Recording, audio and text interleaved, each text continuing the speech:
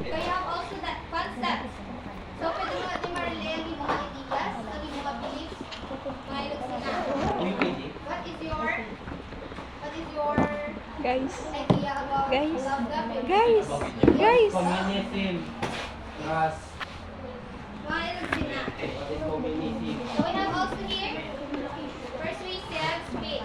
First. So persuasive speech is a specific type of speech. Picturing you guys. The speaker has the goal of convincing the audience to accept his or her point of view. The speech is arranged in such a way as to hopefully cause the audience to accept all or part of the expressed views. So we have here, kung mag-persuasive speech kita gani, gina-convince naton ang aton nga audience sa kung ano ang gusto ta nga ano sa ila, ihatag sa ila ha Information.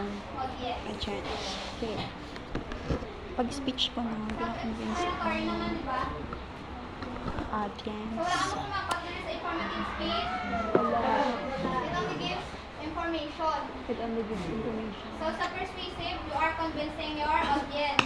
I got So here, convinced. argumentative speech.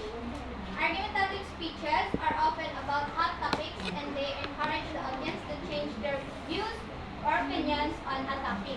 So same with the persuasive, however, nang do taas ng same level sa argumentative. Kaya gusto ni mo diya nga, i-change na ang view sa imo nga audience or ang iyang nga opinion. So when delivering an argumentative speech, the speaker must be careful to use facts rather than emotions to support the truth and claim, and it's important to avoid bias. So here, sa sa argumentative essay ninyo, so you're having a two opposite sides. So dira hatag ikaw sa imo nga evidences, reasons, and supporting details. So same with here, sa argumentative speech, you are supporting your point of view, or you are including evidences or facts. And we have also entertaining speech.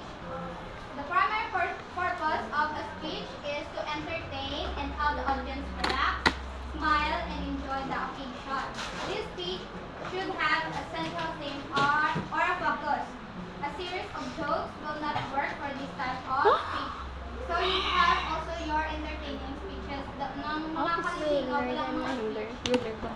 Kahit well, dabi sa may Enlighten ka. pag ano ba Engine ka. party Ano? or Engine ka. may dibu Hindi. ba. May injit ko yung Di ba Mayor, na ang ginahatag Oo, ang visitor or one of the friends ng debutant Hindi po. na message. So there you can also use entertaining words. Kung may areda nga, gina-include kung kis ang ilang mga experiences sa una. So makakadlaw ang mga gapamati. So we have also the inspirational speech. So it is a way to steer up people's higher order values and plant positive and valid ideas in life. Inspirational speaker